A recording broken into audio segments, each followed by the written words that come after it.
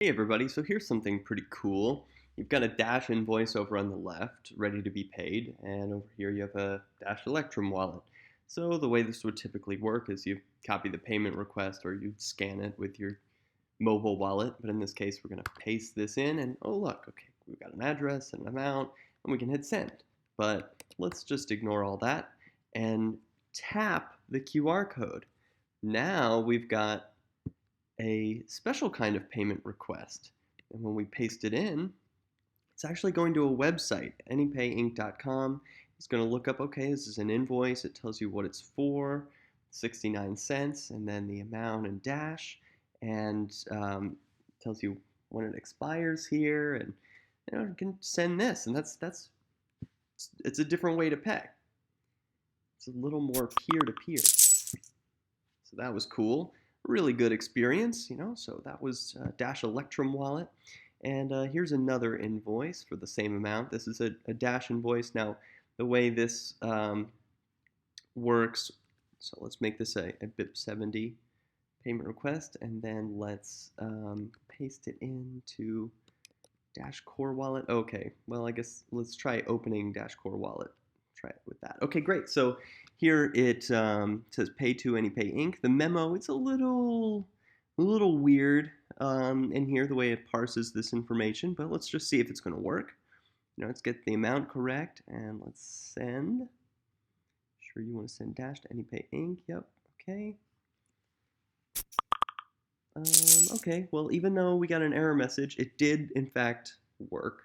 So I just thought that would be a little bit of helpful feedback to the Dash Core Wallet guys. I think you're great, and we want to make payments just magical so that they always just work great for everyone who wants to use Dash to pay for stuff.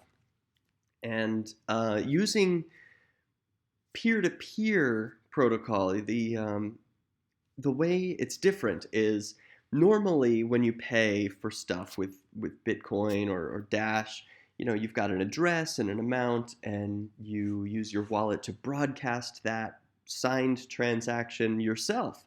And then the miners, the mempool, they pick it up, they rebroadcast, it gets all circulated around so everyone knows about the transaction happening.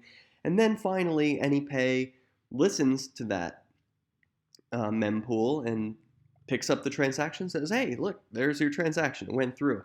So that's kind of like going through a bank. It's like going through a third party.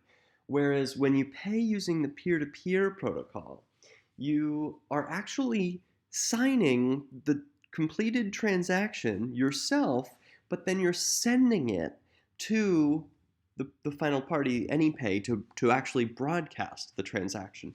So in a way, this is more like peer-to-peer electronic cash. You're actually handing it over directly to the merchant. So the merchant gets your transaction, gets your outputs. It's not going through a third party at all.